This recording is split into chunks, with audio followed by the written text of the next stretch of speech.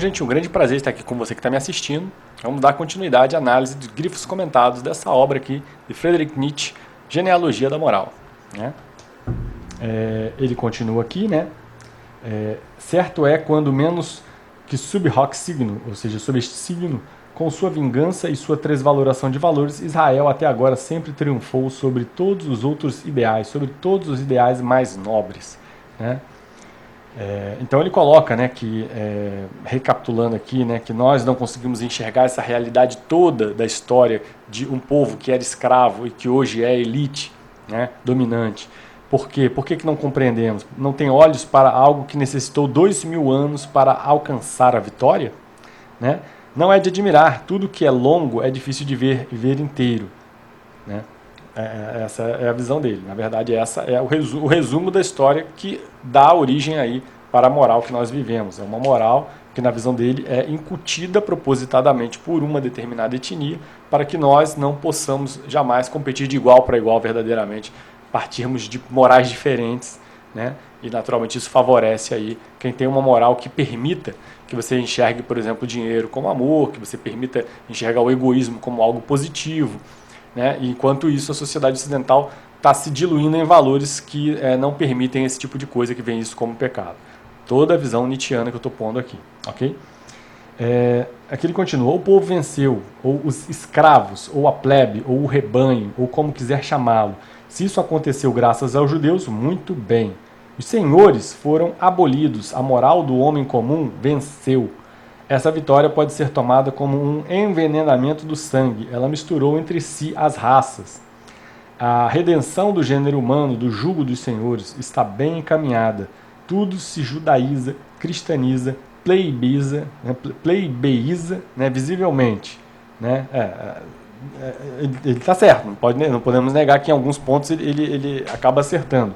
De fato, estamos vivendo uma sociedade pós-moderna em que tudo está mais do que playbilizado, né? Hoje a coisa está feia mesmo. E sim, houve uma degeneração completa do que seria uma visão nobre, né? Sobretudo no que Ortega y Gasset fala, né? De você exigir mais de si mesmo do que do outro. A rebelião escrava na moral começa quando o próprio ressentimento se torna criador e gera valores, né? Gerador de valores, né? Veja, o próprio ressentimento. Nossa, isso então poderia estar mais dentro do que acontece hoje. Enquanto toda moral nobre nasce de um triunfante sim a si mesma, já de início a moral escrava diz não a um fora, um outro, um não eu. Este necessário dirigir-se para fora em vez de voltar-se para si é algo próprio do ressentimento. A moral escrava sempre requer para nascer um mundo oposto e exterior. Né? Não tem palavras, é muito bem posto aqui pelo Nietzsche. Né? Muito bem explicado. Tem muitos filósofos que eu já trouxe aqui, obras que eu trouxe aqui, que falaram muito sobre isso. O Roger Scruton fala sobre isso também, no livro Tolos, Fraudes e Militantes. De você trazer culpa para o outro, né, e nunca olhar para si, para os seus próprios problemas, suas próprias culpas. Né. O contrário sucede no modo de valoração nobre. Ele age e cresce espontaneamente, busca seu oposto, apenas para dizer sim a si mesmo com ainda maior júbilo e gratidão. Um conceito negativo, o baixo, comum, ruim, é apenas uma imagem de contraste, pálida e posterior em relação ao conceito básico, positivo, inteiramente perpassado de vida. Paixão. Nós, os nobres, nós, os bons, os belos e felizes. Sim, né? Eu concordo, porém, claro, eu acho que é preciso ter limites também, porque se você só for a aceitação de si mesmo o tempo todo, sem ter algum parâmetro para que você possa dizer, não, mas aqui eu estou exorbitando, aqui eu não devo, aqui eu estou prejudicando o próximo, né? Por isso é preciso ter uma ponderação, um equilíbrio, né? Se você não tiver isso, você corre o risco aí de cometer exorbitância, exagerar, né? Enfim. Aqui ele coloca: os bem-nascidos se sentiam mesmo como os felizes. Eles não tinham de construir artificialmente a sua felicidade, de persuadir-se dela, menti-la para si por meio de um olhar aos seus inimigos, como costumam fazer os homens de ressentimento. Né? Isso o oposto da felicidade no nível dos impotentes, opressos, achacados por sentimentos hostis e venenosos, nos quais ela aparece essencialmente como narcose, entorpecimento. Enquanto o homem nobre vive com confiança e franqueza diante de si mesmo, o homem do ressentimento não é fraco, nem ingênuo, nem honesto e reto consigo. Sua alma olha de través, ele ama os refúgios, os subterfúgios, os caminhos ocultos, tudo escondido lhe agrada como seu mundo, sua segurança, seu bálsamo. Ele entende do silêncio, do não esquecimento, da espera, do momentâneo apequenamento da humanidade, da humilhação própria. Né? Uma raça de tais homens de ressentimento resultará necessariamente mais inteligente que qualquer raça nobre e venerará a inteligência numa medida muito maior, a saber, como uma condição de existência de primeira ordem.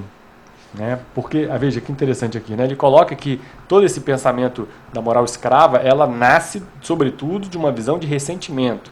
Né? Ou seja, o ressentimento que não olha para si, que busca olhar para o próximo, e ao olhar para o próximo, vai exigir do próximo uma postura mediocrizante, uma postura humilde, e vai tentar buscar conflito, criar conflito. Tudo isso aqui, muito bem posto. Ela nasce do ressentimento. E ela vai ter que se agarrar muito mais à inteligência do que à visão nobre. Por quê? Porque para o nobre, ele já confia em si mesmo, ele não precisa ter olhos nas costas, né? Vamos dizer assim. Ele confia em si mesmo, ele costuma ser alguém autoconfiante e mais feliz. Né? Alguém que, inclusive, afirma sim a si mesmo. Né?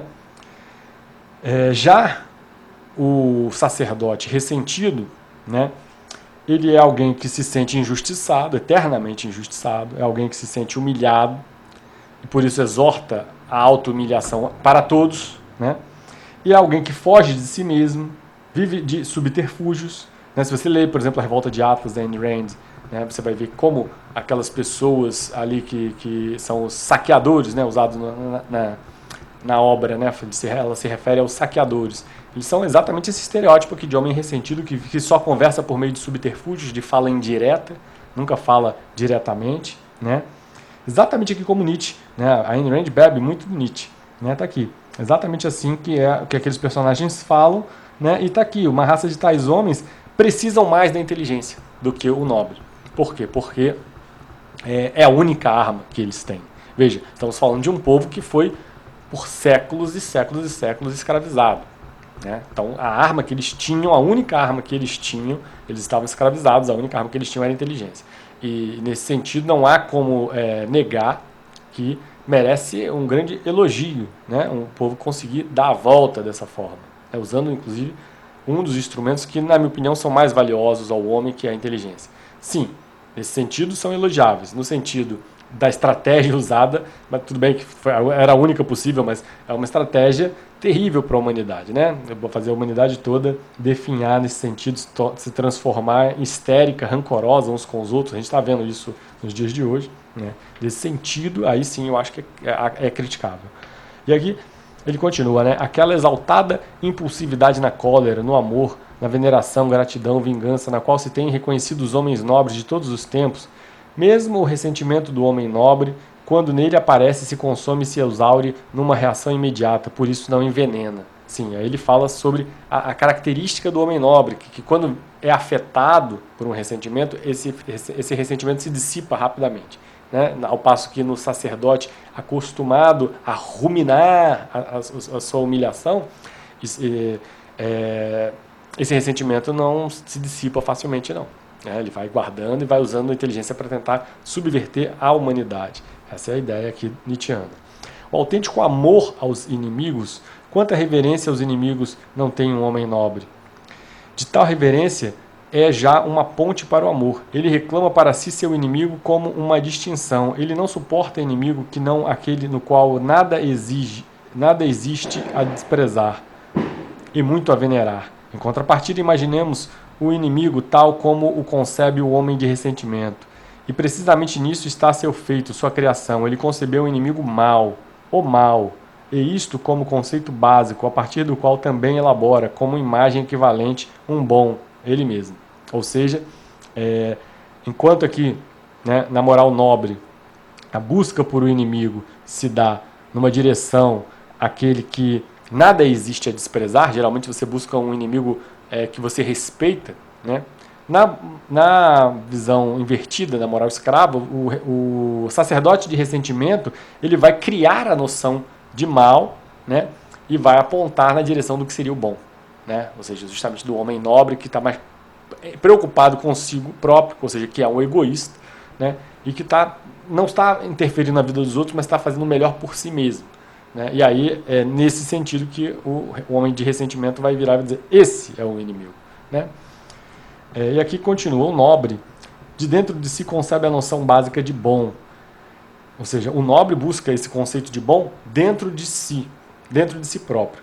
E veja, curiosamente, né?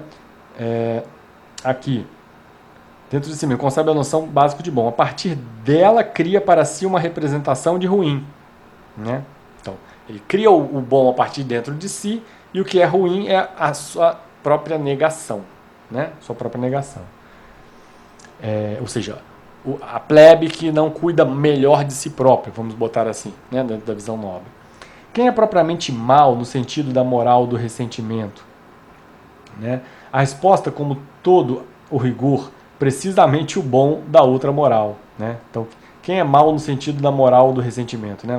O mal para o ressentido é exatamente, precisamente o que é bom para outra moral, né? Ou seja, o nobre. O nobre é o mal para a moral escrava, né? Porque eles não querem um homem nobre, eles querem um homem escravo. E o nobre, o poderoso, o dominador, apenas pintado de outra cor, interpretado e visto de outro modo pelo olho de veneno do ressentimento. Na raiz de todas as raças nobres é difícil não reconhecer o animal de rapina, a magnífica besta loura que vagueia ávida de espólios e vitórias. De quando em quando, em cerne oculto necessita desaforo, o animal tem que sair fora, tem que voltar à selva. Nobreza romana, árabe, germânica, japonesa, heróis homéricos, vikings, escandinavos, nesta necessidade todos se assemelham, né? Ele vai botar aqui a origem da visão de moral nobre, como ele sempre fala aqui, né, não só todos esses exemplos que ele deu aqui, como a questão da besta loura, né, que vagueia ávida de espólios e vitórias, né, a visão típica dos germanos aos tempos de Império Romano, que eram povos, apesar de povos bárbaros, eram povos que saíam, tinham os vândalos, inclusive, né, saíam destruindo, né, e por isso se guardou, inclusive, uma espécie de medo desse povo, né. Ele cita também os vikings aqui, né, e que têm a necessidade, a raiz nobre de se expandir, de vencer, de conquistar, enfim, de guerrear, de competir, vamos botar assim, né, tinha a necessidade de competir. Ele põe aqui que Péricles, né, que é aí um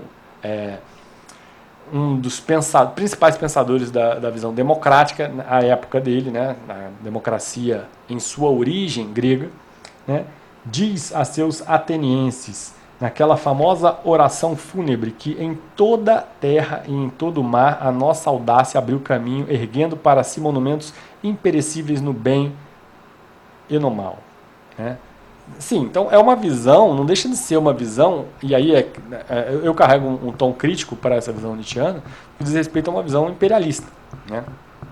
É uma visão de expansão, expansionista, que eu acredito que não seja positiva, né? A minha visão de exortar a si mesmo, crescer de forma egoísta, ela não é beligerante, né? E talvez aqui o Nietzsche tenha aberto mais ainda as portas para o que resultou no movimento político nazista a posteriori.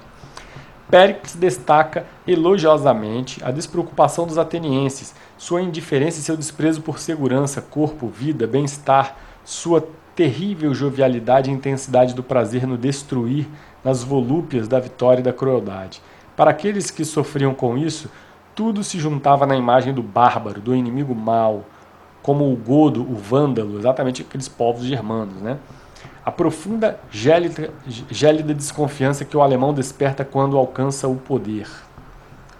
Supondo que fosse verdadeiro o que agora se crê como verdade, ou seja, que o sentido de toda cultura é amestrar o animal de rapina, homem, reduzi-lo a um animal manso e civilizado, doméstico, então deveríamos, sem dúvida, tomar aqueles instintos de reação e ressentimento como autênticos instrumentos da cultura, com o que, no entanto, não se estaria dizendo que seus portadores representem eles mesmos a cultura.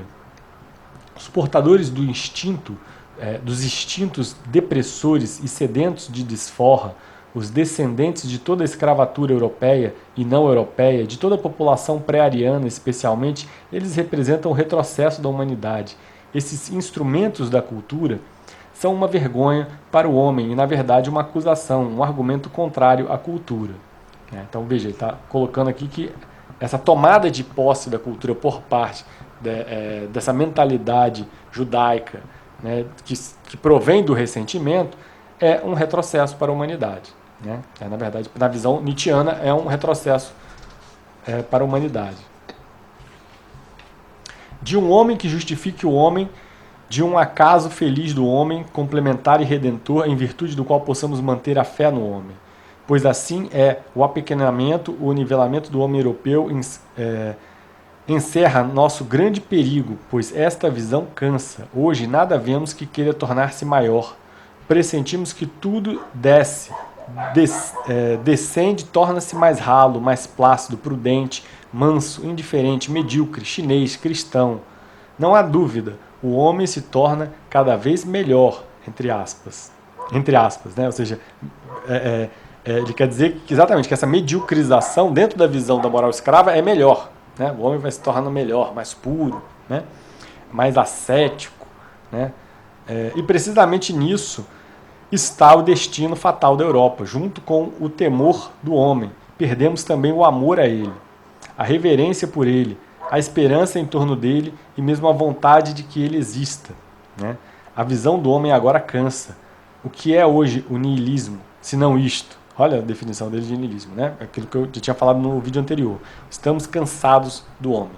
Né? Então veja, é uma visão humanista, racionalista, que exorta o homem para cima. Né?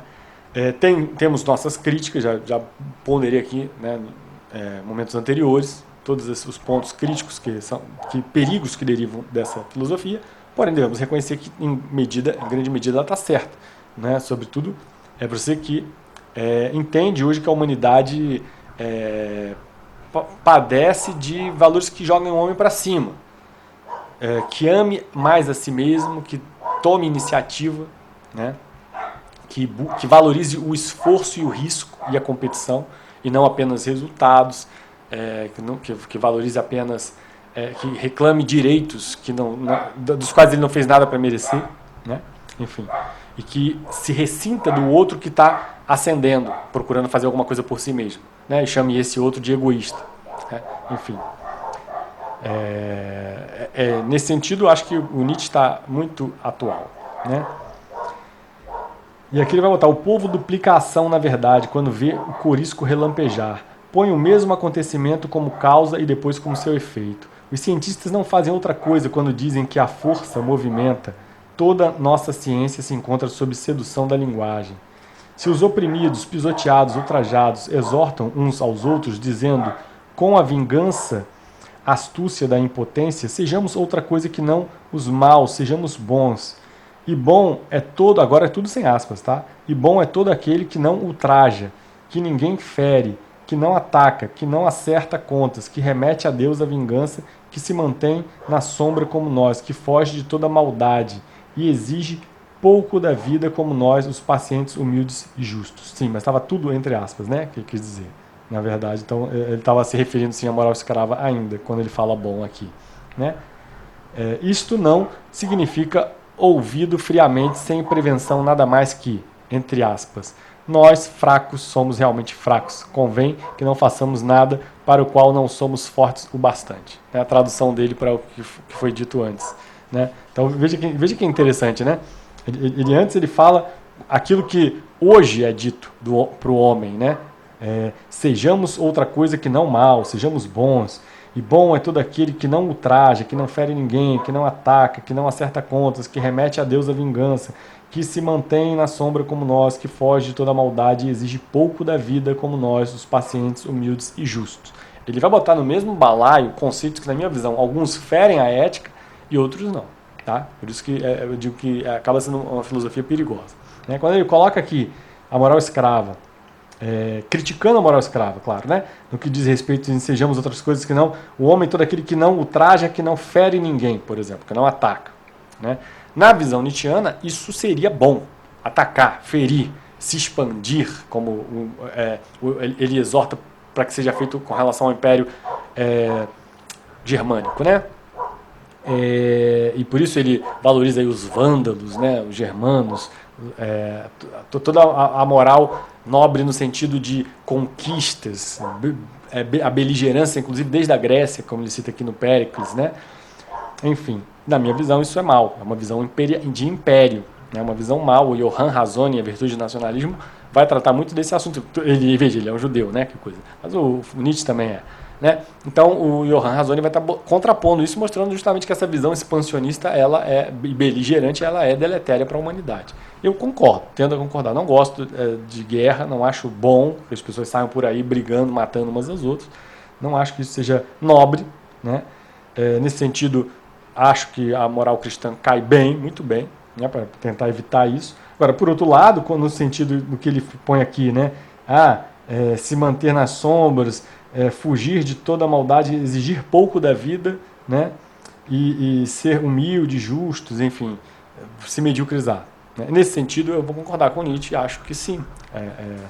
É ruim para a humanidade que as pessoas estejam fazendo isso e que estejam, sobretudo, ressentidas de quem não esteja fazendo isso. Né? Acho isso ruim. É uma forma, né? Ele vai traduzir aqui de um jeito bem engraçado, né? Mas é uma forma de disfarçar ou tornar virtuosa a nossa inveja. Né? Vamos botar aqui em pratos limpos. Né? Quando você está muito ressentido, porque o outro é egoísta, só pensa nele mesmo, você está disfarçando, criando virtude em cima da inveja. Né? E aqui está a tradução dele, né? Para toda essa frase. Né? Nós, os fracos, somos realmente fracos, convém que não façamos nada para o qual não somos fortes o bastante. Né? Uma tradução engraçada, mas joga na nossa cara aquilo que está sendo dito, né? Com outras palavras. Né? Graças ao falseamento e à mentira para si mesmo, próprios da impotência, tomou a roupagem pomposa da virtude que cala. Renuncia, espera, como se fraqueza mesma dos fracos, isto é, seu ser, sua atividade, toda sua inevitável e irremovível realidade, fosse um empreendimento voluntário, algo desejado, escolhido, feito, um mérito. E aqui cabe uma crítica também ao Nietzsche, tá? Essa visão de... não renuncio à vingança, por exemplo, né? Que é típica cristã, você pensa assim, é típica cristã, mas não nasceu com o cristianismo. Muito antes disso, você tinha filósofos aí, o Lao Tse, por exemplo, só para citar um exemplo. O Lao Tse tinha ali prescrito não agir, né? O Marco Aurélio também, dos movimentos estoicos, também, tudo bem que o movimento estoico teve influência aí por Sêneca nas correspondências, né? Com apóstolos, teve influência sobre o cristianismo. Mas você vê que não necessariamente você pode culpar aí a etnia judaica por isso, sobre esse aspecto, porque sim, você tem filosofias, tanto no que diz respeito a Lao Tse quanto no que diz respeito aos estoicos, que antecedem aos pensadores judaicos, né? Antecede ao cristianismo, a teologia cristã, e que já exortavam aí uma visão de não reação, não vingança, né?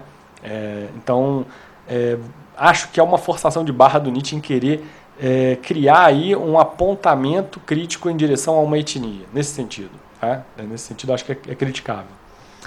Alguém quer descer o olhar sobre o segredo de como se fabricam ideais na Terra? Continuando aqui, né, a obra. Né? A fraqueza é mentirosa, mudada em mérito, não há dúvida. E a impotência que não acerta contas é mudada em bondade. A baixeza medrosa em humildade, a submissão àqueles que se odeia em obediência. Né? Então veja, ele vai mostrando como a troca de palavras vai remetendo a significados, e você vai passando a entender o que é ruim como bom e o que é bom como ruim. Né? Então a impotência que não acerta contas é mudada como bondade. Se você tem uma impotência que não acerta contas, você não pode fazer nada, você é bom. Né? A baixeza medrosa como humildade. Se você é medroso, está morrendo de medo, não pode fazer nada, você está sendo humilde. Né? A submissão ao que você odeia como obediência. Né? Olha, como você é legal. Né? Há alguém que dizem impor esta submissão. Chamam-no Deus. Sim, aí Nietzsche vai ter uma relação que é conhecida publicamente, uma relação, diria, bastante conflituosa aí com Deus cristão, né? Eu acho até que ele nutre uma espécie de afeto tão forte pelo Deus cristão que é aquele ateísmo ativista que parece que ele acredita mais do que muita gente que é cristão, né? Enfim, é isso. Eu, particularmente, minha relação não funciona dessa forma, tenho uma espiritualidade própria, né? Então não devo nem entrar nessa briga aí. O que há de inofensivo no fraco, a própria covardia na qual é pródigo, seu aguardar na porta, seu inevitável ter de esperar, recebe aqui o bom nome de paciência. Chama-se também a virtude, o não poder vingar-se, chama-se de não querer vingar-se. Talvez mesmo perdão, pois eles não sabem o que fazem. Sim, aí já vai citar Cristo, mostrando justamente como virtuosa uma posição que na visão nietzschiana é uma visão covarde. Essa visão nietzschiana. Somente nós sabemos o que eles fazem. Né? Ou seja, eles não sabem, nós que sabemos o que eles fazem. Falam também do amor aos inimigos e suam ao falar disso. Sim, também uma visão aqui nietzschiana em relação à visão da teologia cristã. Né? E eu particularmente acho, não concordo com muitas coisas que Nietzsche coloca aqui, né?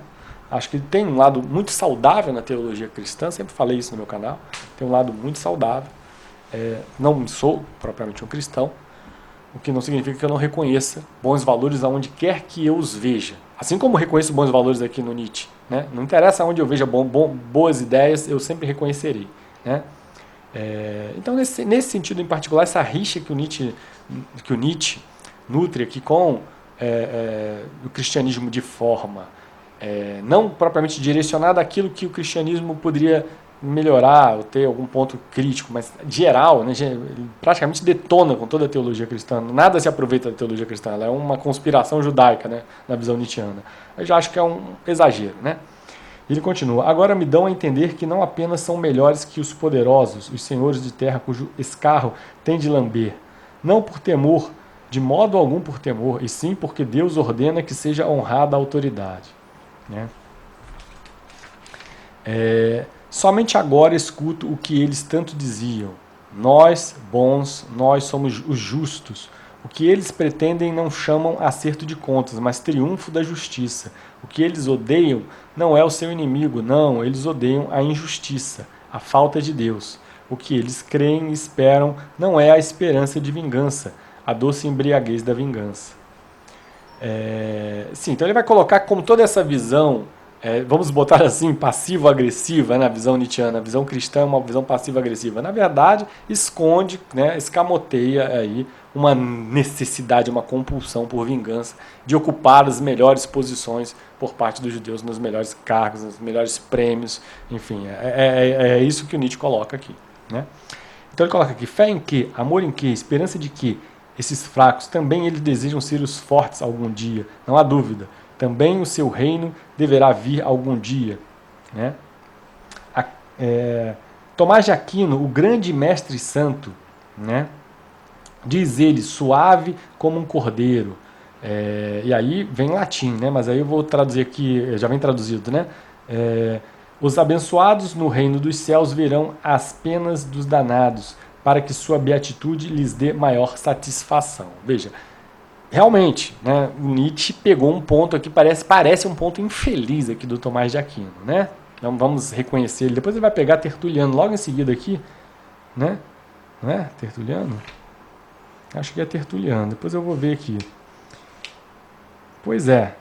Ele vai, obviamente, ele vai pegar Tertuliano, exatamente aqui, conhecido do Talmud, um trecho conhecido do Talmud, que ele pegou primeiro um trecho de Tomás de Aquino, depois um trecho de Tertuliano. Dois pontos infelizes, essa é a verdade, Nietzsche foi na ferida, né? Mostrou aqui o ressentimento. O ressentimento de cristãos. Né? Aí não tem o que falar também, né? Não dá para defender o indefensável. Né? Tomás de Aquino aqui claramente mostrou nesse trecho escrito aqui que a beatitude dá melhor satisfação, quer dizer, você vai sentir prazer de ver o outro lado, o pecador danado, né? Ou seja, castigado, né? E você vai sentir prazer, você não deveria, né? Você como bom cristão não deveria sentir prazer em ver quem quer que fosse aí para o inferno, né? Por mais que a verdade seja que algumas pessoas merecem mesmo ir para o inferno, né? Mas ainda assim, se você sente prazer com isso, então tem alguma coisa errada, né? Então você tem que repensar, você não é um bom cristão nesse sentido, né? Depois do Tertuliano, um trecho enorme, né, que ele coloca aqui, parece que está em latim, né, e depois ele traduz, né, mas vai ficar para a próxima. Gente, é isso aí, espero que esse vídeo tenha sido útil de alguma forma, beijo no coração, até a próxima.